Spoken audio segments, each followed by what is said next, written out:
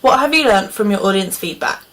Feedback is a major part in all of the production work that I've done in this music video promo package. Feedback gives the opportunity to gain constructive criticism from a range of different types of people in different age ranges. Without feedback, the only opinion in my work would have been my own and Jess's. Many people have different ideas that can help my work and add things that I may have missed out.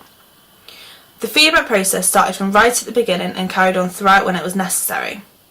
The first major part of our production task was to create a treatment that fitted in with the planning and ideas that we had originally thought of. Today I'll be talking about my ideas about my music video for Lord Tennis Court. Me and my colleague Emily Game have decided to base our idea on the idea of Marie Antoinette. We decided this because the main idea of the song surrounds the idea of the French Revolution, with the it place to be being the tennis court, resembling the other place used to discuss when there were no other hideouts. The iconography surrounding her is also very different and unique, meaning it will appeal to our marketability of Ras, as they like unique things that are also true to their heritage.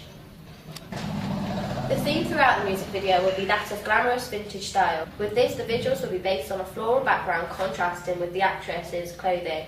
This clothing will be a brightly coloured corset or 18th century couture. This will be heavily accessorised with jewellery, necklaces, rings, bracelets, hairpieces, etc. The clothing will also be big to match that of Marie Antoinette. The props we are hoping to use are going to be based on Marie Antoinette's materialistic things, such as shoes, fans and thrones. Hopefully this will help us portray the era we want to come across to the audience. Once our treatment was complete, we presented this to the class for our peers to comment on. The feedback that we got from this was very positive. They all understood our ideas.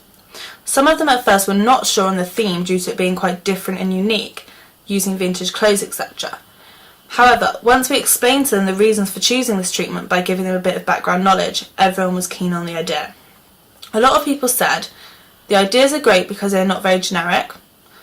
Most pop music videos are solely focused on love, but yours is a little different. And if you keep to the treatment you have created, then it should work out great. Due to starting off with very positive feedback, it really helped myself and Jess to realise we have came up with an interesting idea that will hopefully work out when we started to gain footage. At this specific time, Maffesoli theory can be applied. Maffesoli focused on urban tribes. Each tribe has their individual interests. The audience theory can relate to the feedback that we received. Seeing as though each tribe has their own interests, if someone from a complete opposite tribe, such as the Chav, are in India, they are not going to like the same things according to Maffesoli's theory. Therefore, this is why there is always someone who will not agree with some of the feedback, and this could be because they are not in the same tribe. Throughout post-production part of the task, feedback was extremely important. We needed to make sure we were right on the right track and not getting too controlled by our own thoughts and forgetting we have an audience to satisfy. At the end of most editing lessons, we would present to the class for feedback. Whilst we were doing this, the same comments started to occur quite frequently.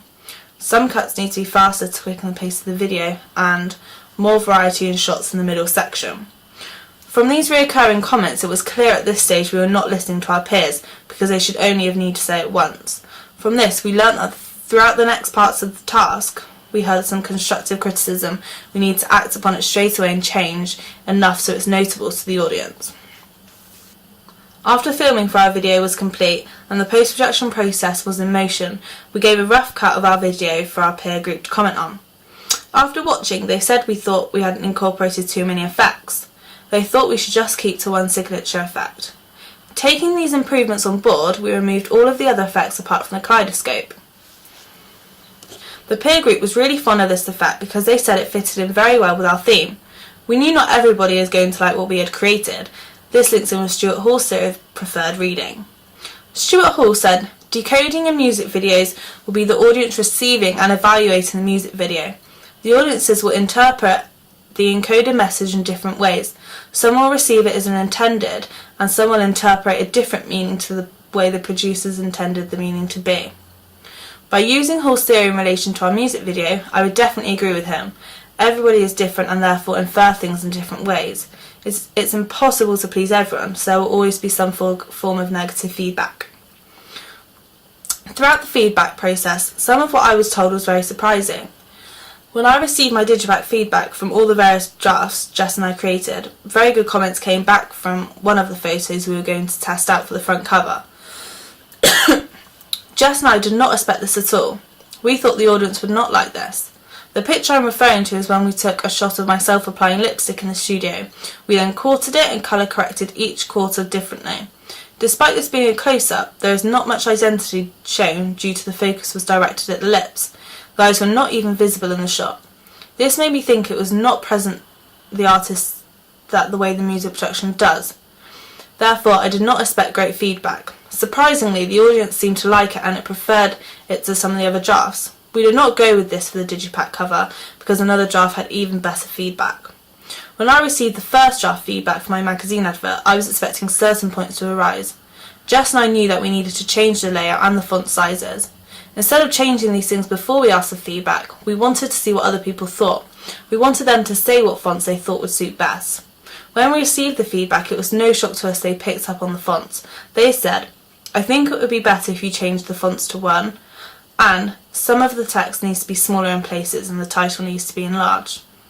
From this, we knew exactly what we had to do, even though we thought that it was good to get some of the feedback so we were on the same track as our potential audience.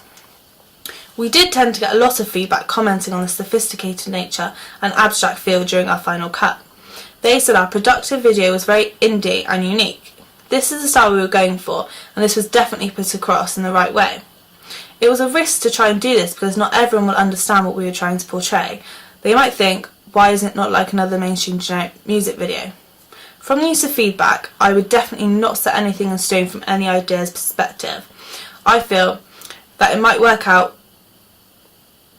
not work out all how I expected it. Therefore, by having constant feedback throughout stages of my work, I can make sure I'm on track with what the audience want. I have also learned that sometimes the feedback that is received needs to override my own opinions. Even if I don't agree with something, generally a lot of people do. By doing this, I will create something that is suited directly to our audience. Thank you very much.